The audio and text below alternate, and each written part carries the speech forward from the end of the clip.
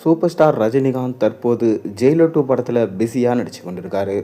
இந்த படம் ஆகஸ்ட் மாதம் வெளியாகும் என தகவல்கள் வெளியாகியிருக்கு. சூழல் இப்படி இருக்க, பாஜக தேசிய கல்விக் கொள்கை அடிப்படையில் சிபிஎஸ்இ பள்ளிகளில் மும்மொழி கொள்கையை அமல்படுத்த மத்திய அரசு முயற்சி எடுத்து வருது. கடந்த ஏப்ரல் மாதம் 6ஆம் வகுப்பு முதல் மும்மொழி கட்டாயம் என அறிவிக்கப்பட்ட போது அண்ணாமலை அதற்கு வரவேற்பு தெரிவித்தார்.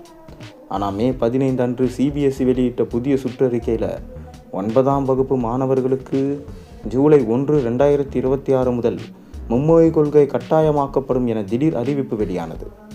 இந்த அறிவிப்புக்கு தமிழகத்தில் கடும் எதிர்ப்பு எழுந்த நிலையில் அண்ணாமலையும் மத்திய கல்வி அமைச்சருக்கு எதிராக குரல் எழுப்பியிருக்கார்.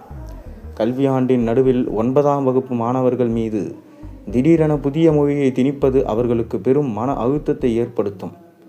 எனவே இந்த சுற்றறிக்கையை உடனடியாக திரும்பி பெற வேண்டும் என அவர் வலியுறுத்தியிருக்கிறார். தமிழக பாஜக தலைவரே மத்திய அரசின் முடிவுக்கு எதிர்ப்பு தெரிவித்திருப்பது கட்சியில் உட்கட்சி பூசல் இருப்பதை வெளிப்படுத்துவதா அரசியல் விமர்சகர்கள் கருதுகின்றாங்க. இது அண்ணாமலையின் தனித்துவமான அரசியல் பாணியை மீண்டும் ஒருமுறை உறுதிப்படுத்தியிருக்கு. இந்த அரசியல் அதிரடிக்கு இடையில் அண்ணாமலை ஆன்மீக மற்றும் தனிப்பட்ட பயணமாக நேபாளம் சென்றிருக்கார்.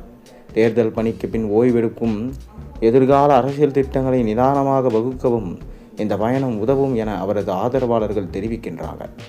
எனினும் நேபாளத்திலிருந்து திரும்பியவுடன் அண்ணாமலை சூப்பர் ஸ்டார் ரஜினிகாந்தை நேரில் சந்திக்க இருப்பதா சென்னை, டெல்லி அரசியல் வட்டாரங்களில் தகவல்கள் கசிந்திருக்கு.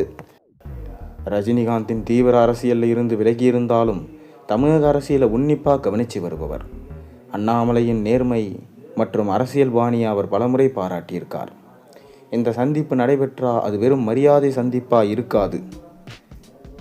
தேசிய தலைமையுடன் சில விஷயங்களில் அண்ணாமலைக்கு முரண்பாடு இருப்பதாக சொல்லப்படும் நிலையில் ரஜினியுடனான சந்திப்பு அவருக்கு புதிய தார்மீக பலத்தை அளிக்கலாம் அல்லது மாற்று வியூகங்களுக்கு வழிவகுக்கலாம். அண்ணாமலை புதிய அரசியல் கட்சி தொடங்க வாய்ப்புள்ளதாக சொல்லப்படுது. 2026 தேர்தல் முடிவுக்கு பிறகு அண்ணாமலை தமிழக மக்களின் உணர்வுகளுக்கு முக்கியத்துவம் கொடுக்கும் விதத்தில் நகர்வுகளை மேற்கொண்டு வரார். மும்மொழி எதிர்ப்பு மூலம் டெல்லியின் கைப்பாவை அல்ல என்பதை நிரூபிக்க முயல்கிறார். நேபாள பயணத்திற்கு பின் ரஜினி சந்திப்பு நடைபெற்றால் தமிழக அரசியல் சமன்பாடுகள் மாறும் வாய்ப்பு இருக்குது. அண்ணாமலையின் அடுத்த நடவடிக்கை என்னவா இருக்கும்? ரஜினிகாந்தோட சந்திப்பு உறுதியாகுமா? இந்த சந்திப்பு தமிழக அரசியலில் புதிய புயலை உருவாக்குமா என்ற கேள்விகள் தற்போது எழுந்திருக்கு. அண்ணாமலை சென்னை திரும்பிய பிறகு அடுத்த சில நாட்களில் இந்த விடைகள் தெரிய வரும் என எதிர்பார்க்கப்படுகிறது. நீங்கள் என்ன நினைக்கிறீங்க? உங்கள் கருத்துக்களை மறக்காமல் கீழே கமெண்ட்டில் சொல்லுங்கள்.